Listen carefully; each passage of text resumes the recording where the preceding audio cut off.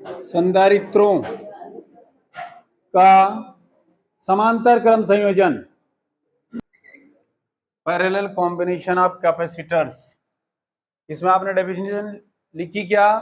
प्रत्येक का पहली प्लेट को एक से और दूसरी प्लेट को अन्य एक बिंदु से, ये चीज हो जाती है। उसके कुछ नीचे कुछ लिखा, कैपेसिटर, कैपेसिटेंस मतलब धारिता, मतलब क्या मात्रक है इसका? फेरड कौन सा मात्रक है? मतलब सीजीएस कौन सा? दोनों में रिलेशन क्या? ओके, यहाँ पे आपने एक संधारित्र लिया, दूसरा कोई होगा, तीसरा कोई, यहां पर प्रत्येक के लिए ए प्लेट है, ये पहली वाली मतलब, और प्रत्येक के लिए दूसरी मतलब बी नॉमिनेट किया है इसको। डेफिनेशन के हिसाब से क्या, ये सबकी पहली प्लेट है, एक बिंदु से कंबाइन कर दो इसको, ये हो गया, ये चीज हो गई है। ये प्लस में Q, जो दूसरी प्लेट है उसको अन्य एक बिंदु से, मान ले जाए ये वाला कैपिटल A हुआ, तो ये क्या लिख दोगे आप? B। कैसे भी कर सकते हैं नॉमिनेट, तो उससे कोई फर्क नहीं पड़ने वाला, कुछ भी नाम दे सकते हैं इसको। या आपके पास ये क्या हो जाएगा?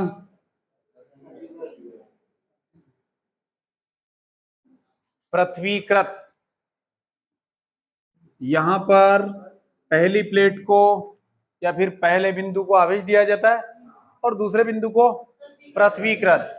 आवेश यहां आया ना, तीन रास्ते हैं, ठीक है, तीन जगह बटेगा। अब तीनों जगह फिक्स बराबर जाएगा ये जरूरी नहीं है, इसलिए यहां पर ये हो गया आपके पास Q1, ये Q2 और ये हो जाएगा Q3। जो संधारित्र की घटना है वही, ये प्लस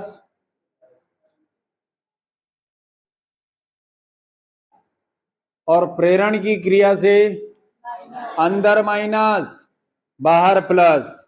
बाहर वाला प्लस कहां गया? पृथ्वी में चला गया है, तो केवल कौन सा बचा? जिससे किसका मान कम? किसका मान कम? किसका मान कम होगा? विभव। तो धारिता का मान, यही तो चाहते हैं, ठीक है। सर्किट ये बनाओ आप डायग्राम। चित्र में कैपिटल C1, C2 और C3 धारिता के तीन संधारित्रों को समांतर क्रम में जोड़ा गया है। तब इनकी प्लेटों के मध्य विभवांतर तो एक समान होगा, परंतु आवेश की मात्रा Q1, Q2 और Q3 हो जाएगी।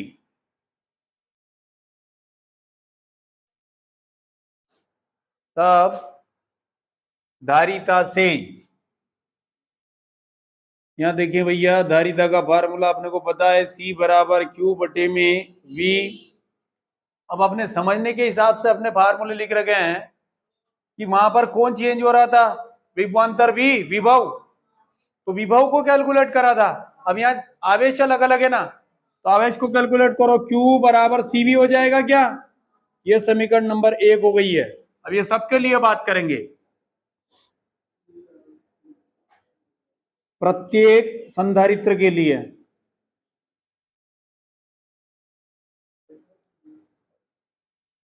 क्या हो जाएगा? तीनों के लिए अलग अलग फार्मूले लिख दो और क्या। CV और क्या हो जाएगा, अलग अलग लिख दोगे ना, Q1C1 Q2C2 और ये 3 हो जाएगा। आवेश कैसी राशि है, अदिश, तो ये भी कुल योग हो जाएगा और क्या। क्या लिखोगे आप, यदि कुल आवेश Q हो तो सीधे सीधे जोड़ना है, कुछ भी नहीं करना, बहुत ही सिंपल है।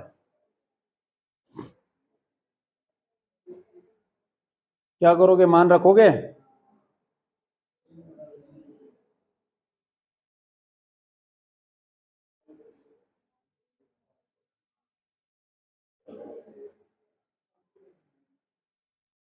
CV C1V C2V